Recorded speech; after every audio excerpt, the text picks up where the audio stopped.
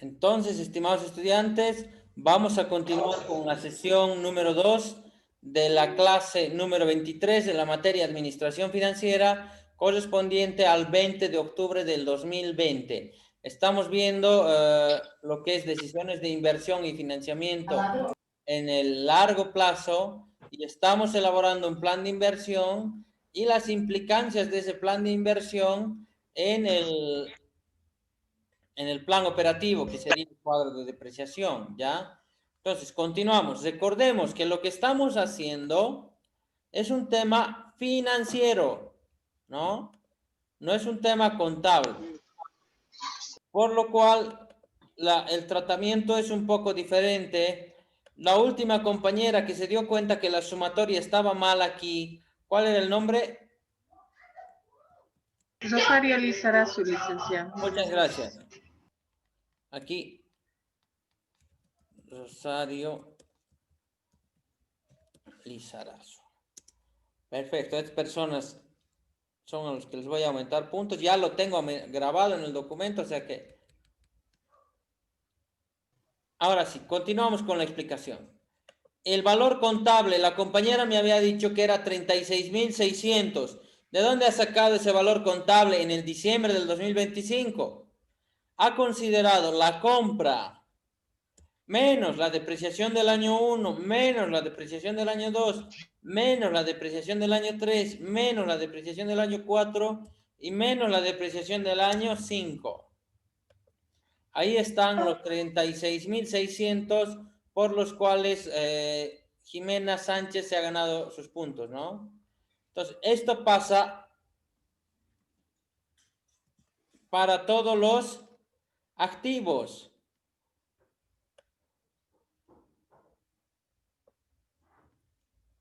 Fíjense, contablemente, ¿sí? Se ha depreciado, tiene una vida útil de 8, mi maquinaria, se ha depreciado 5, le quedan 3 de vida útil.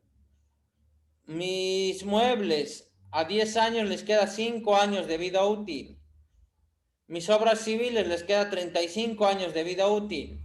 Mis terrenos siguen valiendo lo mismo que de la compra, eso es contable, ¿no? Y luego mi equipo de computación, que ya vale 0. Cuando yo tenía 875 aquí, me iba a salir el valor del activo menos 875, que estaba mal, ¿no? Dice, Dime. no hay un valor cero, siempre tiene que haber uno, a menos que lo vendamos el activo fijo, pero siempre con valor uno lo mantenemos. Ya, a ver, te explico. Yo estoy calculando el valor que voy a depreciar y eso va a tener implicancias en mi estado de resultados, ¿sí? Ahora, estos 875 no se presentan movimientos de efectivo para el estado de resultados, pero me permiten generar algo que se llama escudo fiscal, ahorro de impuestos. Por lo tanto, yo voy a ahorrar el 25% de estos 875. Si le pongo aquí 874 para que quede 1, estoy perdiendo un boliviano, ¿no? Si bien contablemente, ¿por qué se le pone 1? Esto ha sido una metodología que han tomado en cuenta los contadores por la siguiente razón. Porque si yo tengo mis cuentas, y voy a explicar aquí, por eso no es lo mismo finanzas que contabilidad, ¿ya? Hay muchas diferencias. Entonces, imagínense que yo tengo aquí un valor de mis activos, ¿no? Voy a hacer lo siguiente.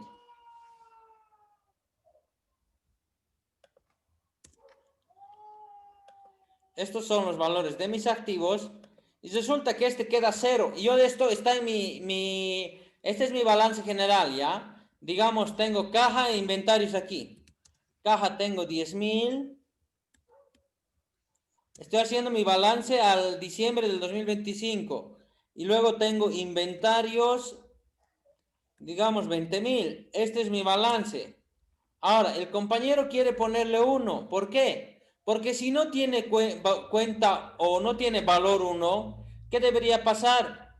debería eliminarse esta cuenta y decir, no existe equipos de computación, por lo tanto, ¿para qué lo voy a poner en el balance? Como es cero, no lo pongo. Y eso puede ocurrir, ¿no es cierto? Ahora, por ejemplo, aquí tengo caja, luego de caja, ¿qué venía? Cuentas por cobrar. Y como cuentas por cobrar es cero, ¿para qué ponerlo, no ve? No lo he puesto. Entonces, obviamente significa que no existen cuentas por cobrar. Pero aquí, en lo que son equipo de computación, el equipo de computación ya no tiene valor contable. O en algún momento el método línea recta me dice que lo tengo que dejar en 1.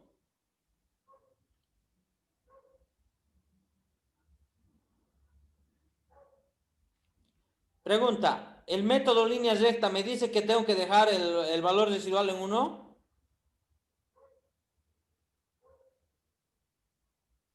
No. Entonces, el valor es 0. Pero si yo pongo 0, ¿qué va a pasar? Va a pasar lo mismo que mis cuentas por cobrar, no existe. Pero el equipo de computación sigue vivo, sigue funcionando, sigue puedo estar trabajando, ¿no? Entonces, ¿qué está pasando? La contabilidad aquí se está equivocando, porque la contabilidad me está diciendo que el activo ya no existe. Entonces, para no decir que no existe, lo mejor es ponerlo 1.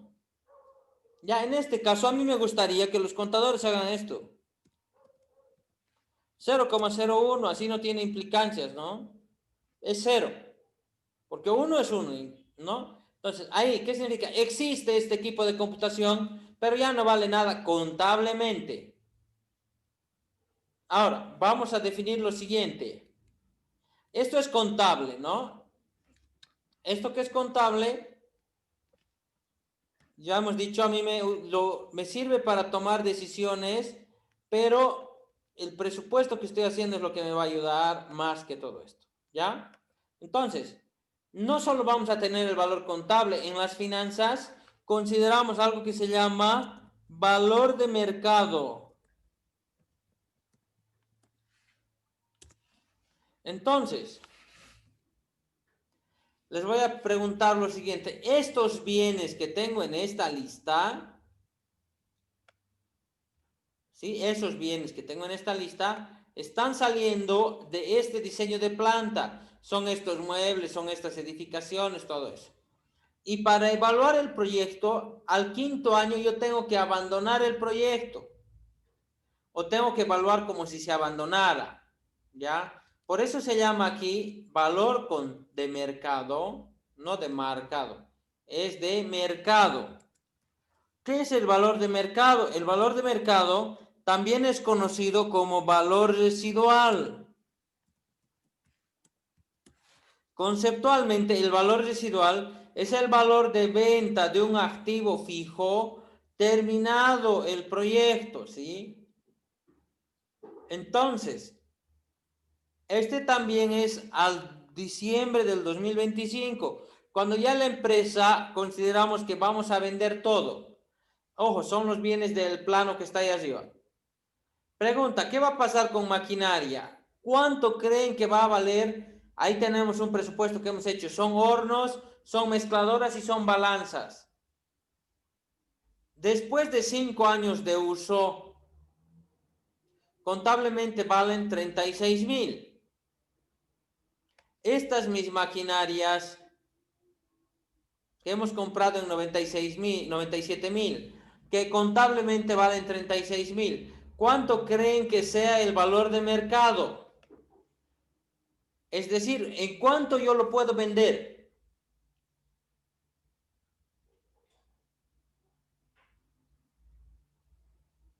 Cada maquinaria en un 50% del costo inicial, más o menos, licenciado. ¿Ya? ¿Alguien que tenga otra opinión? ¿O alguien que me pueda dar un monto tal vez? El 50% ahí sería 48,300, ¿no? Aproximadamente, creo.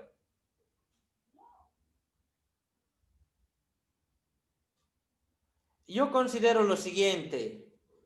Vender maquinaria es un poquito más difícil, ¿sí? ¿Por qué? Porque tendríamos que encontrar una empresa que tenga estas mismas características operativas, ¿no? Y encontrar una empresa que tenga estas mismas características operativas puede hacerse dificultoso, por lo cual yo consideraría, ¿sí?, que si bien no el 55%, puedo pensar que algunos activos sí van a tener valor y algunos otros no mucho. Por ejemplo, el horno yo considero que sí puede valer como un 50%. Ahí ya tendríamos 25,000. Las mezcladoras, después de utilizar los 5 años, han visto, yo les he mostrado la foto, el motor no era tan poderoso, no parecía. Yo considero que estos van a valer poco, ya unos 5,000. Y estos pongamos a 2,000, por lo tanto, en 40,000 imagino que lo puedo vender. Ojo, tengo que saber el uso que le voy a dar. 40,000. Esto es un valor que yo considero que podría vender en el mercado. ¿Ya? Ojo, es difícil. Este es el punto más difícil. ¿Por qué? Porque yo tengo que saber bien cómo se va a utilizar y en qué estado va a quedar. Porque aún, por ejemplo, aquí tengo mis muebles y digo, uno en la panadería con la harina, la masa, los muebles van a quedar deteriorados, ya no se van a poder vender, van a valer unos 100 pesos nomás. Si considero eso, le pongo 100 pesos. Consideramos, estos mis muebles, después de 5 años de uso, están valiendo 13,000, ¿no? ¿Cuánto le pondrían ustedes en total a estos muebles? ¿No? Son mesas, mostradores, casilleros, vestuarios, vitrinas, escritorios, sillas y sillas de espera. ¿En cuánto creen que podemos vender todo eso después de haberlo utilizado 5 años?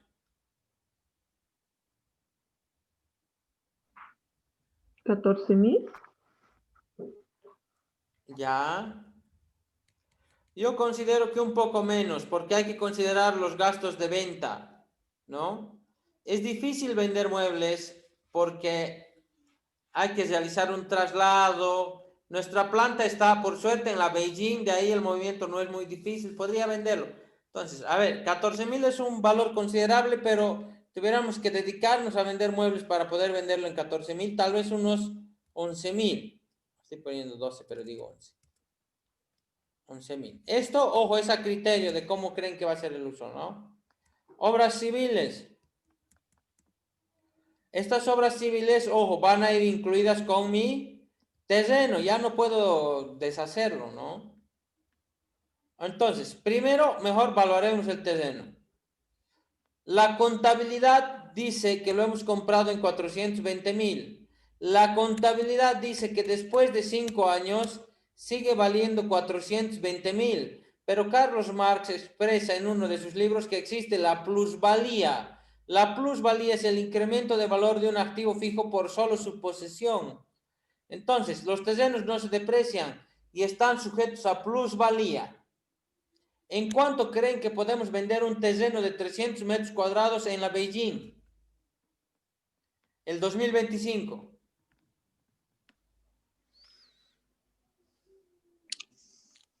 Unos 50,000. Ya. 450,000. Unos 450,000. Yo creo que sí, tal vez un poquito más. Unos 500. Unos 500,000. Ojo, tampoco no va a incrementarse mucho. Si yo hubiera decidido lo siguiente, y fíjense esto, cómo tiene una implicancia financiera en el flujo de caja. Alguien quería ubicarse en la San Martín. En la San Martín hay menos plusvalía. Más bien, al haber nuevos centros comerciales, puede disminuir el valor. Si yo me compraba en la San Martín este terreno, podía disminuir su valor. Alguien me propuso en la San Martín. En la Perú también va a tener un incremento, pero no tan grande como en la Beijing. Considero que es un área que ya está saturada comercialmente y ya no hay mucha mejora por ahí. Ahora, ¿qué pasa si le poníamos, una zona de alto crecimiento? En Villa Israel, ¿conocen la zona sur por ahí? Son zonas que están creciendo gravemente, no tienen ni agua, pero ¿cómo construye la gente? construye mucho. Entonces, ¿qué iba a pasar si me iba a ubicar en Villa Israel? Un terreno de 420.000 bolivianos en Villa Israel, después de 5 años yo creo que vale 1,5 millones. Y el Entonces, agua, licenciado. hay que esperar a Misikuni, ¿no? Bueno, puede tener una disminución de valor por el tema del agua, ¿no? Pero considero que otros lugares como, no sé, la Blanco Galindo en Quillacollo, kilómetro 8, ¿no? Un poco entrando, lugares no poblados, que no me va a afectar a mí tener una planta ahí, porque el traslado no es mucho. De la Beijing al kilómetro 8, entrando unas cuantas cuadras, yo creo que habrá 10 minutos de diferencia de traslado, ¿no? Y esos 10 minutos, ¿cuánto de inversión me pueden ahorrar y cuánto de valor de mercado, de valor residual pueden hacer incrementar? Puede ser mucho, ¿no? Por el lado de esas zonas hay mucha agua. Y todavía es en cooperativa, ¿no? Bueno, todo eso se analiza para saber en cuánto se va a vender y en dónde voy a invertir. O sea que cuando invierto, tampoco invierto pensando en que no voy a vender estos activos. Puedo venderlos. Y la contabilidad es lo que menos me importa para vender. Yo veo el bien y digo, ah, tanto lo he usado y en tanto lo voy a vender, ¿sí? Ahora, obras civiles también vamos a considerar que va a mantener su valor, ¿no? Unos 500.000 también. Entonces, acabo de construir todo esto. El equipo de computación, bueno, aunque en 200 bolivianos, después de 5 años ya no vale mucho. Ahora, fíjense lo siguiente, esto es también en términos contables, pero ya estamos relacionando la contabilidad y las finanzas. La contabilidad nos dice que el valor final al año quinto, cuando abandonamos, es de 975.000. Y el valor de mercado, es decir, lo que dice, lo que creemos que va a pasar en el mercado, que vamos a vender en 1.051.000. ¿Qué hemos generado ahora? ¿Esto es otros egresos o otros ingresos?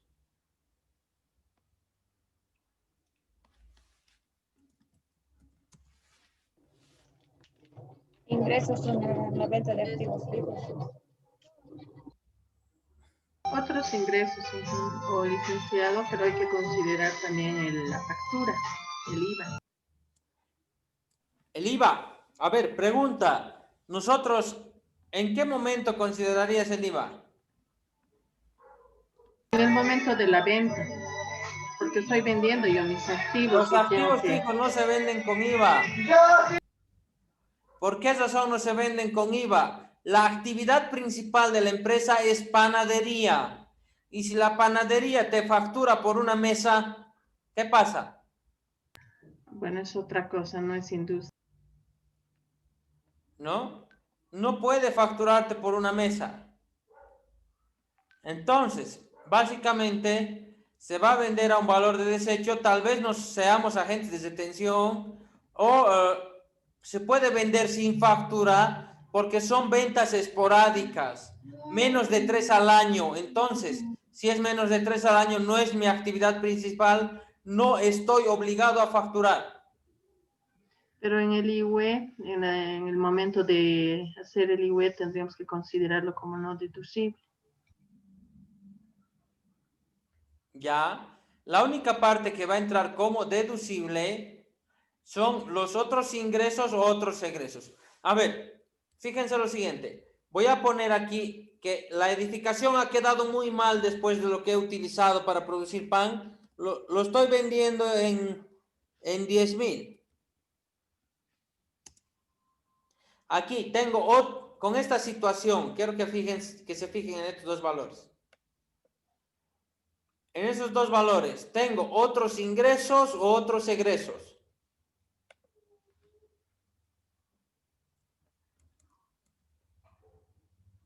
Dicen, pero una consulta, la edificación para vender los terrenos es el impuesto a la transferencia, es bien distinto a la venta de los activos. Exactamente. nosotros cuando pongamos este valor de mercado en nuestro presupuesto, ¿sí? Ponemos a valor de liquidación. Ejemplo, mi maquinaria. Alguien va a venir y va a decir, ¿en cuánto me lo vas a vender? Te lo vendo mi maquinaria en 40,000 o te vendo en 42,000. Ah, ya, pero me lo traes hasta mi empresa, sí. Y yo cotizo y me sale 2,000 y le pongo 40,000 porque 2,000 estoy poniendo como gastos de transporte. Ahora, mis muebles, ¿no? Hago una publicación en el periódico, vendo muebles, la publicación me ha salido 500 bolivianos. Lo he vendido en 11,000. ¿Cuánto estoy recibiendo por esos activos? 10,500. Tengo que considerar también los gastos de venta, deducirle los gastos de venta, ¿ya? Ahora, obras civiles y terrenos va a ir junto, ¿dónde? Va a haber un impuesto a la transferencia. ¿Quién paga el impuesto a la transferencia, el comprador o el vendedor? Comprador, licenciado. ¿Quién? El comprador. No, el vendedor. Y para salir de dudas,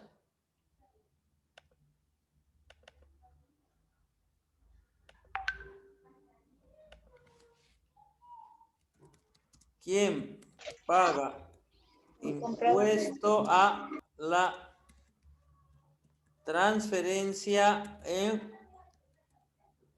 Bolivia? Los que reciben, ¿no? ¿Quién paga? Aquí está.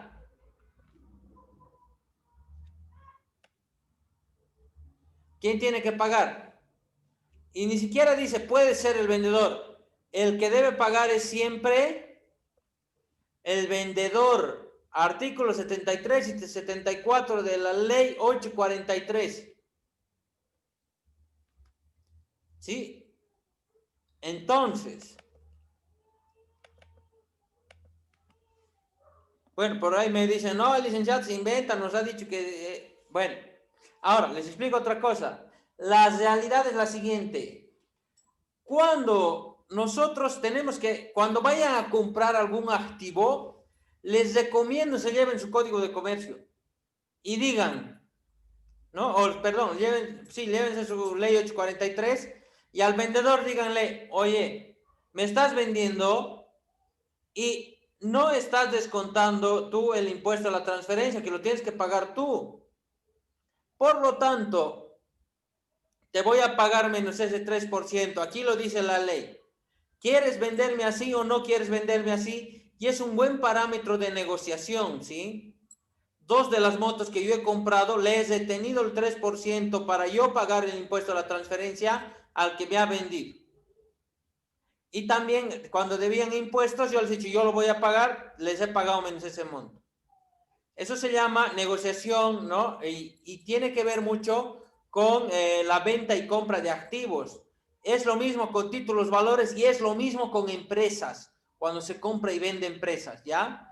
Entonces, ya sabemos, aquí, cuando yo venda, tengo que descontarle el 3% porque yo voy a pagar el impuesto a las transferencias, ¿ya?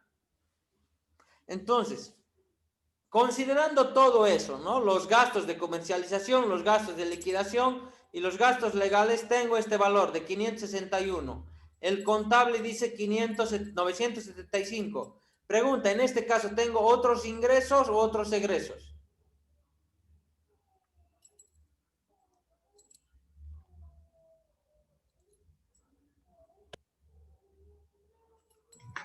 Otros egresos, porque estamos vendiendo en un menor costo.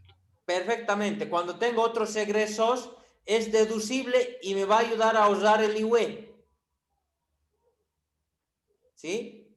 Pero como le hemos puesto nosotros, por lógica, hemos pensado, es imposible que hayamos desgastado tanto las obras civiles en una panadería, le hemos puesto 500,000 y en este caso sí tenemos otros ingresos. Ojo, no se olviden, puede ser otros ingresos y otros egresos. Ay, perdón, este es ingresos. Y como dice la compañera, los efectos de esto tributarios son en el pago del IUE. Solo voy a pagar el impuesto a las utilidades de este otro ingreso considerando solamente el valor que estoy ganando. El valor que está haciendo una utilidad, un beneficio. 76.012 nada más va a ser deducible del IUE. Ya, ¿hasta ahí alguna duda?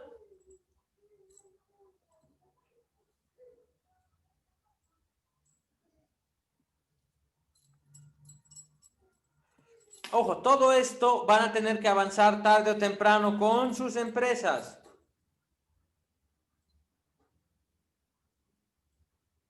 ¿Sí? Ahora que les he explicado que tienen que avanzar con sus empresas, ¿alguna duda?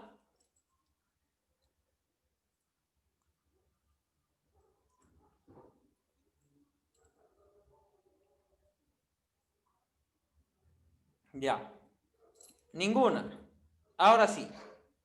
Continuamos. Todo esto, si fuera financiero solamente, y yo no presentaría estados de resultados a impuestos, yo no necesito esta depreciación, porque esta depreciación no representa movimientos de caja, no son salidas efectivas de dinero en ningún momento, aunque se consideren un gasto, no son salidas de dinero, por lo tanto en las finanzas no me afecta, pero como la contabilidad va a afectar a las finanzas, lo tomamos en cuenta, ¿no? Si nosotros fuéramos una persona y queremos vender un bien, y ¿qué nos importa la depreciación? Pero si somos una empresa y presentamos estados de resultados de impuestos, nos va a servir para ahorrar el IUE. ¿Ya? Ahora sí, continuamos. Ya he hecho el plan de inversión. Me falta un poquito el capital de trabajo, eso lo vamos a hacer posteriormente. Voy a explicar el plan de financiamiento. ¿Sí? Tengo lo siguiente. Voy a plantear esto aquí. Fíjense, mi inversión en capital de trabajo, por ahora le voy a poner 10.000. Mi total activo suma 1.140.450. Ahora, si yo estoy abriendo esta panadería, ¿creen que es factible financiarme? ¿Me financiaría o no me financiaría? La primera pregunta. ¿Se financiarían o no se financiarían?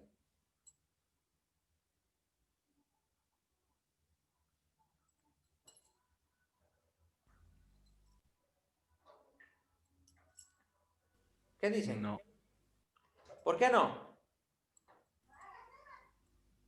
por los intereses. Sí, pero hay que tomar en cuenta que los intereses, esta es una empresa productiva. Hacer una empresa productiva, bueno, es considerada como pequeña, ¿ya? Porque debe tener unos 20 empleados nada más. Es pequeña, por lo tanto, vamos a recibir una tasa de interés del 11.5%, de lo cual no pago el 11.5%, ¿sí? Pago menos. ¿Por qué pago menos? Porque esos gastos de intereses me ayudan a deducir impuestos. Yo tengo que considerar el concepto de apalancamiento. ¿Qué era el apalancamiento? ¿Recuerdan?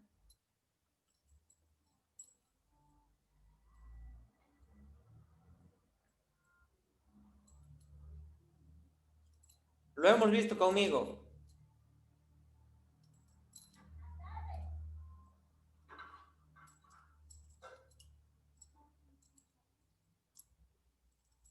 Aprovechar el capital ajeno, dicen. Aprovechar el capital ajeno para generar mayores beneficios. ¿Qué hacemos ahora? Les pregunto, ¿aprovechamos el capital ajeno? De lógica, sí. ¿Por qué? Porque nos va a permitir a nosotros tener un mayor apalancamiento, vamos a tener mayor capacidad operativa, incluso podríamos aprovechar lo que son economías de escala. ¿Ya? Además, tenemos que considerar que el dinero conseguido por préstamo tiene menor costo que el dinero del socio. Por lo tanto, es conveniente endeudarse. Siempre es conveniente cuando las tasas son bajas y competitivas, ¿no? es siempre que el negocio sea rentable. Todavía no sabemos si es rentable, pero por si acaso hay que calcularle el plan de pagos, ¿sí? Y en finanzas se hace lo siguiente, se calcula un flujo de caja o un presupuesto de capital, que es lo que estamos haciendo ahora, uno con financiamiento y uno sin financiamiento para ver las diferencias.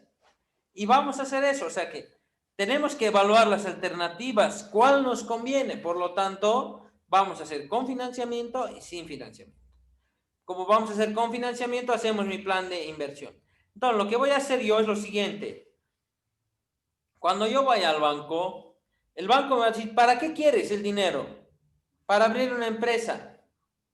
¿Y en dónde vas a poner mi dinero dentro de tu empresa? Me van a preguntar el oficial de crédito, ¿no es cierto? ¿Y dónde le digo? ¿Para activo diferido, para estos mis activos diferidos? ¿O para estos mis activos fijos? ¿Para cuál me presto?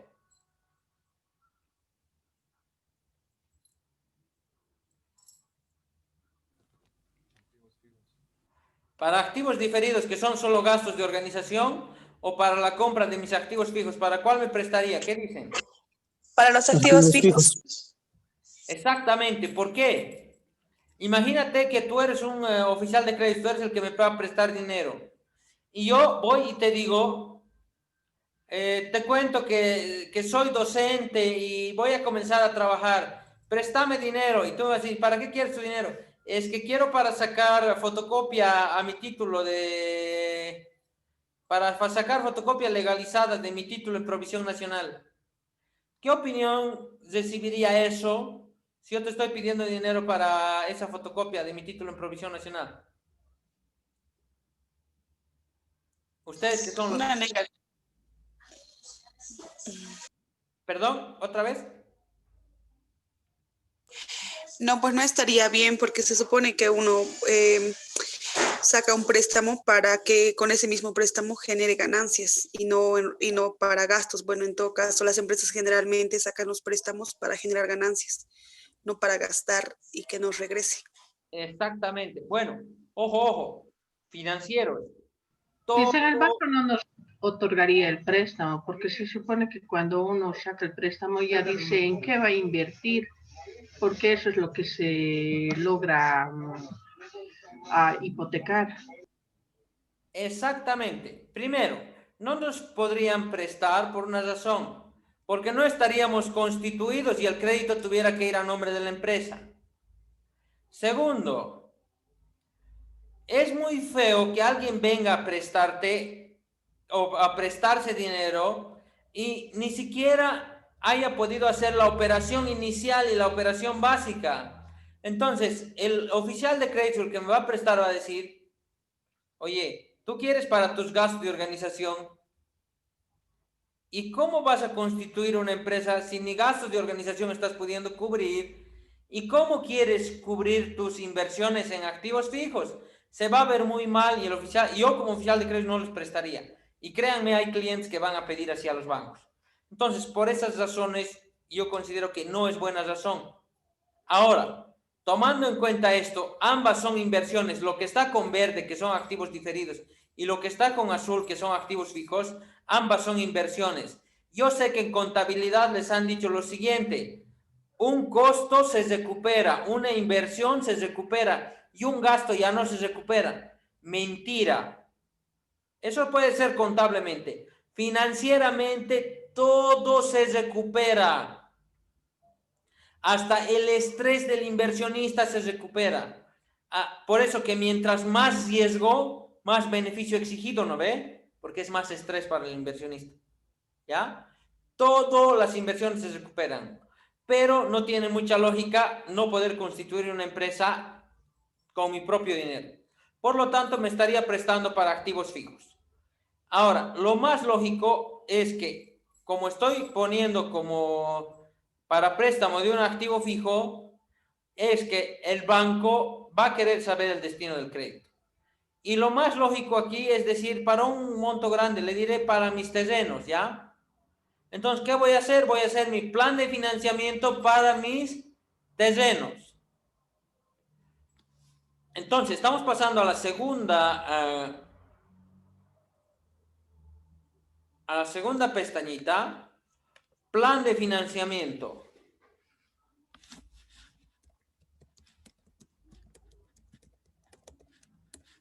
Este plan de financiamiento voy a tener por un lado el activo. El activo va a ser igual a, ojo, activo corriente,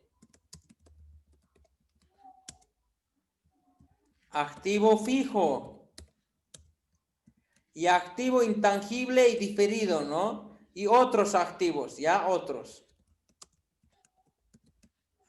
Entonces, en mi balance voy a tener lo siguiente. Activo corriente es igual.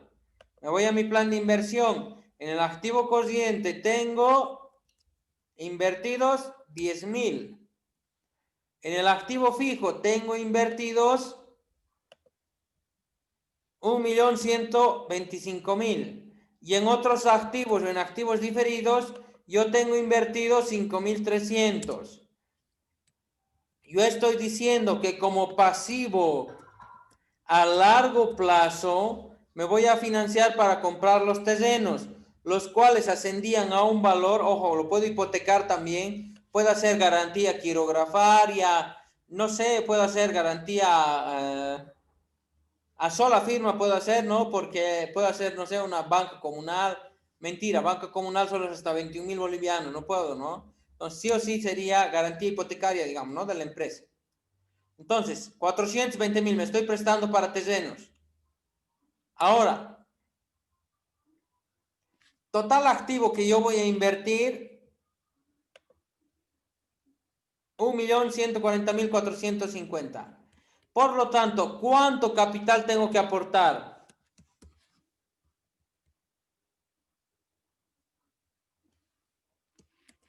Recuerden, esto tiene que darme este mismo monto.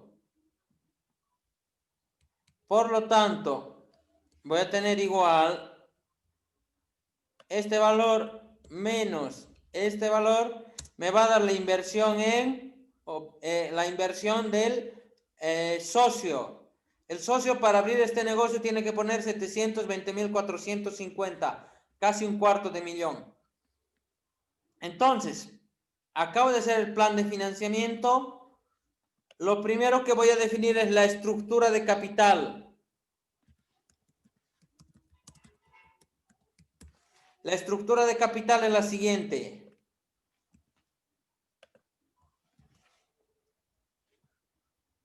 ¿Se ha borrado todo? No, lo vamos a dejar con fórmula para que no se me vaya.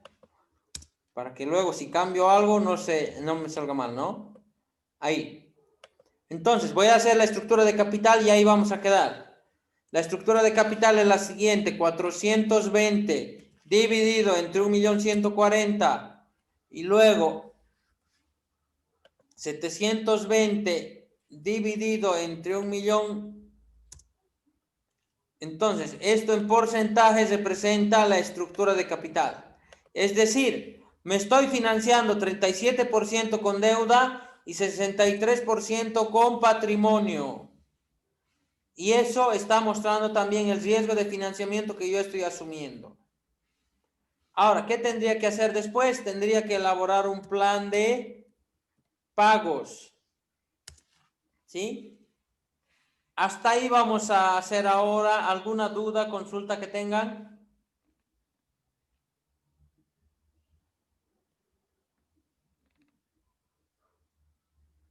Licenciado, una consulta de lo que ha explicado de la estructura de capital, el porcentaje, ¿será que lo puede volver a explicar, por favor? Solo es un análisis vertical. Lo que he hecho, ahí te lo voy a apretar F2, es dividir el pasivo entre el total pasivo y patrimonio. Y luego he dividido el patrimonio entre el capital, he dividido para el porcentaje, he dividido el capital entre el total pasivo y capital y he sacado las proporciones, ¿no? Solo es las divisiones de estos parciales entre este total, este parcial entre este total, ¿ya?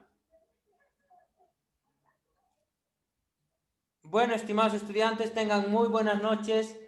Hasta ahí nomás, se nos acabó el tiempo. Yo creo que no va a alcanzar y me voy a quedar con alguna idea media.